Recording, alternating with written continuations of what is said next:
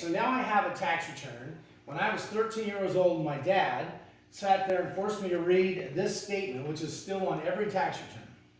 It says, under penalty of perjury, I always go, is perjury serious? Yep. Okay, I declare that I have examined this return, including the accompanying schedules and statements, and to the best of my knowledge and belief. And my dad said, stop. What's a belief? And I said, whatever you believe. He goes, that's right. You can't perjure a belief. So I always tell my clients, listen, you cannot perjure a belief. It either is your belief or it's not your belief. So before we ever go into an audit, hey, I want to make sure that you realize that you cannot be under perjury unless this was not your belief. Okay? And even when they're doing a tax return, I say the same thing. So what happened was, Don Fletcher used to use that process of perjuring your belief and say, well, how much do you think you made, or you went out to dinner? How much do you think you spent on going out to dinner? The guy goes, what do you think they said? A lot. Well, actually, it's worse than that. They say, I don't know. He says, well, do you think you went out to dinner 4 times a week? And he goes, yeah, at least 4 times a week. And lunches maybe twice a week? Yeah, so there was 6. Now, the average meal was how much? And the guy and the client would go, $25. Great. Then he would multiply 52 weeks times whatever that dollar amount was, times, and so they ended up with a number. Well, here's a number.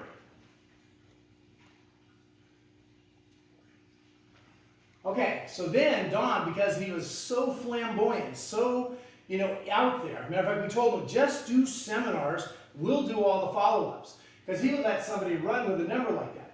Could we back that up in an audit? There's no way to come up with that exact number. Do you know what I'm saying? That would be very difficult. Now, was it the guy's belief? Yeah, at that moment in time, it was his belief. Is he strong enough to hold that belief in an audit? Not usually. Oh, I was told just to write that number down. Wait a second, that's not what happened. You see what I'm saying? And so what happened, when Don and I split, I said, Don, I cannot, because Don didn't do the audits. I would go in the audits. There was a number of other guys that went into the audits. So I said, Don, I can't defend that number. Make them keep their receipts. Nowadays, I've gone in many a time with just the statements from credit cards, the statements from the bank statements, the POSs, the debits, and the checks. I walk in, we go through the numbers, and I'm almost always a no-change audit. Now, do I want them to keep the little pieces of paper? Yes, because sometimes they ask for the piece of paper. Not always, but especially when it comes to demonstrations and training. Demonstrations and training is groceries. Now, you probably remember from, your mom, I forced her to say, if it was something that was personal, like diapers and whatever, that would go first, okay? Then we put a barrier. And then all the stuff that was for the next meeting or whatever, going to the office was second. But the barrier meant personal, barrier meant business. So now if I go in, they don't see diapers on my receipts if I were to get audited. Does that make sense? Mm-hmm. And she did do that. Of course, Lane, her friend, said that, oh, he was so afraid of the IRS, he made his wife put down these barriers. Give me a break. You know what I mean? It was done so that we could justify the deduction. So anyway, with Don Fletcher wouldn't stop letting the client make, he wanted to be the superhero, saving the client the money. Does that make sense? Oh, I'm going to be the superhero. But then, guys like me and Dan Cantori and Mark Kent and just a number of us had to defend the audits, and we weren't doing that well. It's kind of like anything you do. If you put in the 1,000 hours or however many they say in that book, Outliers, put in the hours, all of a sudden you know how to deal with these people. Does that make sense? Mm-hmm. But it's a lot harder to deal when the number's an imaginary number. Mm-hmm. Now, potentially, it could have been actually higher once you did the real work. Well, that's why I go through, like I did earlier this morning, with a client that's in Colorado, we went through his different accounts. Okay, and when I do the accounts, when I tell them, okay, what did you spend? We'll do a capital one, okay? And then I always put the last four digits, 4, 6, 2, 3. And then I run a bunch of numbers. I should put numbers in here. Okay, and then I draw a line, and then we go to, let's say, Chase. 3179. Okay, and then we run a bunch more numbers. And then we go to USAA. And I draw a big line, and then I put the rest of the numbers, and these are all categories like advertising, meals, whatever. And so what ends up happening is, if I ever got audited, everything's in a sequential order. I always go January through December, and I know this group came from Capital One, this group came from Chase. 4 years later, 3 years later, I can walk back to my legend, and walk them right through an audit. Because we got documentation as to where the numbers came from. Okay, I don't have to sit there and add up receipts and all that stuff. That would take forever. Now what I do is say, separate all your cash. You know, like if you ever spend dead presidents or 50-cent pieces or whatever, we have a receipt, and yes, we have some cash, and then after the cash, we draw another line. Does that make sense? Very quick, and I walk away with $575. Now, I'm more than willing to, if someone, you know, like the guy that was on the phone today, I don't charge him as much because he doesn't make anything, okay? And so you can raise or lower the rates as you please. And you just got to figure out, okay, are they willing to accept it? Okay, like Scott Krill is, and doesn't make a lot of money. So I haven't charged him anything for bookkeeping. Steve Funk does, and I'm charging him $300 a month. Like clockwork. Here's three, and none of that goes to Aaron Tate. That just goes to me because I go to Steve's house or Steve's office, and we go through all the numbers. Pop, 300, just like picking fruit off a tree, right? And I'm not saying that negatively for, because I like both those guys very, very much. I'm just saying that's how I make money so that I can, support my lifestyle, my kids, okay? So anyway, Don got into,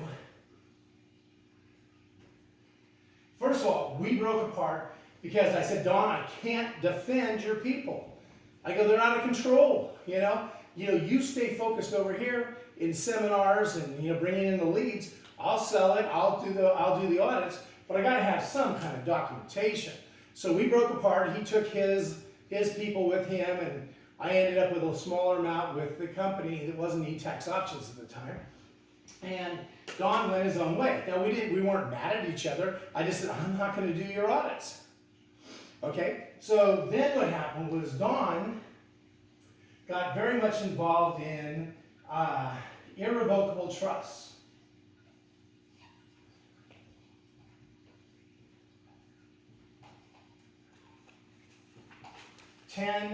1041s. Well, he was telling them to write everything off. Everything they did was being stuck in the irrevocable trust. Well, government authorities from oh, by the way, I got to back up one spot. Don was very generous to his church. Matter of fact, he was giving something like, 40% of all the money he made. And when he was with Neil McKelvey, they were the number, 5 insurance agency in the whole country with New York Life. They were making bank. It was just coming in all the time, right? And when I first started working with Don, we sold insurance through Mutual in New York, and then through Trans World Insurance. So we were selling insurance to get paid. What I just showed you in the prior frame, much better process. Make $575, I walk away, I never have to pay it back. With insurance, if someone quits halfway through the year, half of that commission comes back to haunt you. You have to make up some new commission to make and get half of it taken away from you. So we left insurance companies and we started doing the taxes ourselves. Well, Don, let me think for a second. So Don decided he was going to go full bore with irrevocable trust and dump everything in there you know, just like he did with the, you know, meals and entertainment, and the authorities started coming after him. Well, there was a guy named Bill Weber who was doing the audits for Don, okay? And so what Bill Weber did, this was in Montana. In Montana, Bill Weber told a client, laughingly, like joking, ha ha ha, let's put the receipts in the microwave so that if the IRS sees these made-up receipts, we can just say they'll never be able to time date them, right? You know, because paper is dateable. You can take any sheet of paper and there's a date on there, a year that the paper was made. So he was totally off his rocker from the standpoint that it's the paper that has the date, not the fact that the paper looks old and yellowed and that kind of stuff. Does that make sense? So my dad, for many, many years, would have contracts, and he would have reams of paper for each year. So if he had to do a contract that he'd already done, but the guy lost it, he would go back and create the same contract. Wow. But he'd have the paper. So if they wanted to say, well, I think this was newer because the ink looks newer. You see what I'm saying? They look at the paper and go, wow, it says 1959. And so, I mean, there's ways to get around it. I don't encourage anybody to do it. I don't do it. But, you know, that's the way the game was played. Okay? Well, Bill Weber was laughing with a client. He said, hey, let's just cook the books. Well, the words cook the books relates to the mafia, you know, saying a legitimate company was getting all this money flowing in, right? Okay? And they're cooking the books because they're turning illegal money into normal money. Got the picture? You got the picture here? Okay. So the bottom line is that's what cook the books means. Okay. Well, he was being flippant, this guy, Bill Weber, being flippant and put it in the microwave, thinking that was somehow going to stop the IRS from knowing what it was. The client went to the IRS and said, man, these guys are out of control. This stuff's nuts. He told me that we were going to cook the books and put it in the microwave. You know, so Bill Weber ended up spending a year or 2 years in jail for cooking the books, which wasn't really cooking the books. Does that make sense? All he did was lie to the IRS that this was an old receipt when it wasn't an old receipt. Anyway, so they were in Montana. Bill and Don Fletcher, they had a huge group in Montana, huge group in, I think it was Arkansas. And so the governing authorities were saying, you can't dump all this stuff into a trust and expect to write it off. You're throwing everything but the kitchen sink into the irrevocable trust. And you can't do that. I mean, you can put assets, you can, you know, once it's irrevocable, you have to have trustees, and there's a pyramid. I can't remember exactly what it was, but you have a trustees, and then you have the beneficiaries, who's going to get the benefit.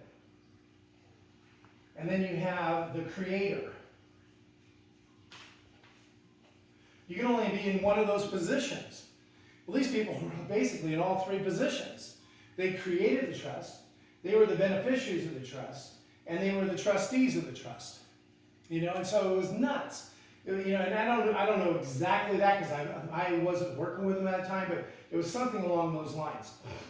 So anyway, the authorities were after him because of irrevocable trust, not because of taxes, although he hadn't filed. By the way, when I said earlier he gave 40% to the church, the problem was he would take that 40% and stick it on the Schedule A. Well, there's restrictions on the Schedule A, meaning the restrictions are that you can only give, I don't even know what it is, 15% of your income to a church. You can't give 100% of your income to the church. So he gave 40% year after year, and he legitimately did. He had checks, he did it, he legitimately did it. The government came back and said, you can't do that, and that's when he became a tax protester. So he hadn't filed, the last time I heard, he hadn't filed in like 20 years. He was making tons of money. Because, you know, when the people pay the $575, they pay whatever, he just gets a check. He hasn't, you know, and he just puts it in his bank, and, you know, then they move the money around, whatever he's going to do. Okay. So anyway, the irrevocable trusts were created by the Rockefellers. Okay, the Rockefellers, the Ponce Morgans. You know, when Trump talks about the deep state, That's what he's talking about. Well, in the old days, what they did was they had what was called a daisy chain of trust. And usually there were like 24 of these things. And so like Standard Oil, Chevron, whatever, they would make the money here, but before the end of the year came, it would move to this one. How much money does this person pay in tax if all the money's over here? None, okay? So now the money's over here, and the end of the next year, it goes here. Get the picture? And they make it some kind of a business deduction, or, kind of services. The money never stopped circulating. Does that make sense? It was called a daisy chain of trust. I think it was in 1957. They changed it so you could only have one trust. The rich guys got to keep their daisy chain of trusts, but the little guys could only have an irrevocable trust. And in the year about 1998, they swarmed in on irrevocable trust and hammered them. Does that make sense? So they're going, oh, we're not going to let little people do it. We'll let these guys scam the American people forever, but the little people we're going after. Well, Don Fletcher was one of the biggest proponents of trust during that time frame all over the country.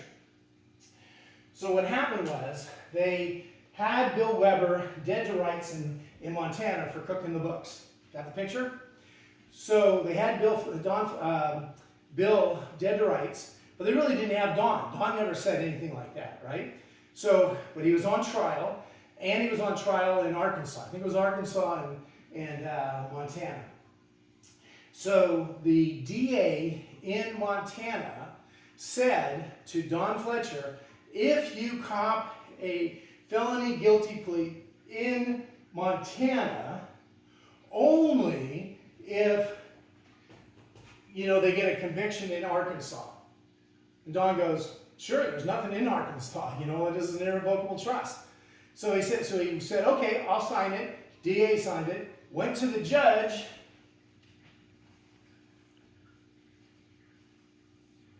and the judge says, he goes, I don't care what kind of a deal you made with the district attorney. I'm gonna say that you are admitting to a felony in Montana. Take him away. And that's how he ended up going to jail. So he went to jail, totally rigged, because the agreement, and I would, if you're ever in that kind of a situation where it's, hey, you're going to go away for a long time, always say, if the judge signs it, I'll sign it. Meaning that just because the DA does, judges are liars, cheats, and thieves in black dresses. And I'm not saying they all are, but there's enough of them out there that cover for bad people that, So anyway, he goes to jail. He goes to Southern California near one of the Air Force bases down there. I can't remember what it was called. I went down like 3 times. And what happened was, because he was a Christian, and he was giving Bible studies, and he's so charismatic, like on the tapes, right? He had the whole prison coming to like his area and go, oh yeah, look what the Apostle Paul said. Look what John said. And it's over here and over here. And he had the whole prison. He go, oh, this is a dangerous situation that this person has all this power, kind of like you see on the jail movies. So what they did was they said, this guy's developing too much power. I mean, it wasn't power like, oh, we're going to have somebody with a shiv in their back. And, it was somebody who was preaching the Bible. And so, and it was a white-collar prison. I mean, they didn't have golf, but they, didn't have to do the, really bad stuff. Anyway, they shipped him off to Texas. As a matter of fact, the last time I went down, he got shipped to Texas. I had no idea why. They admitted me, and you have to, go through, you have to wear certain kind of clothes and that kind of stuff. I get in there, I'm waiting for an hour and a half, and go, we don't know where Don Fletcher is. Because they had shipped, even though they had shipped him to Texas, either they didn't know or they were playing with me, because that's what guards do, is they play with the guests of the people that are in the prison. So anyway, he's in Texas, gets cancer, like skin cancer, like in his chest or something. His skin cancer goes into the cot. All they gave him was a cot. It was like 120, 30 degrees, and they had to pry him off the cot after he was dead. So then they weren't going to let his body come back to the state of California, which, I mean, who cares, right? It's a dead corpse, right? So I told his daughter, I said, listen, get your congressman, because nobody in government likes to have their congressman down their throat. Get your congressman, to tell them you want the body back. He was born and raised in California. You know, this is where we want. And so they got the body back. I went to the funeral, and some Filipino guy, and I don't know if you guys went. Did you go to Don Fletcher's? I brought some of the kids. But it was, you know, but anyway, this Filipino from his church goes, yeah, and I don't believe that Don Fletcher really believed any of the stuff he was saying. So I don't like to necessarily, I don't want to be in somebody's funeral. I don't want to get up and talk. So anyway, I go, that's it. So I got up, and the night before the funeral, I rewatched the beginning of The Matrix. You know, where they have the red pill and the blue pill. Just want to make sure I had my colors right. And I got up, and I said, no one in this room knew Don Fletcher like I know Don Fletcher. And I looked over at his wife and his 2 daughters, and they all went like this. Because he lived with me for a week out of every month for years down in San Diego. And they all shook their head, yes. And I said, I'm here to tell you that not only did Don believe every word he said, but I go, if there was a red pill or a blue pill, as per the Matrix, Don would have only taken the red pill. He wanted the truth. He wanted to put the truth out. And, you know, I don't care what anybody says. That's what his modus operandi was. And that was the last, you know, that I had contact with the daughters, the wife, or anybody else. So anyway, that's it for today. But now you know the Don Fletcher story.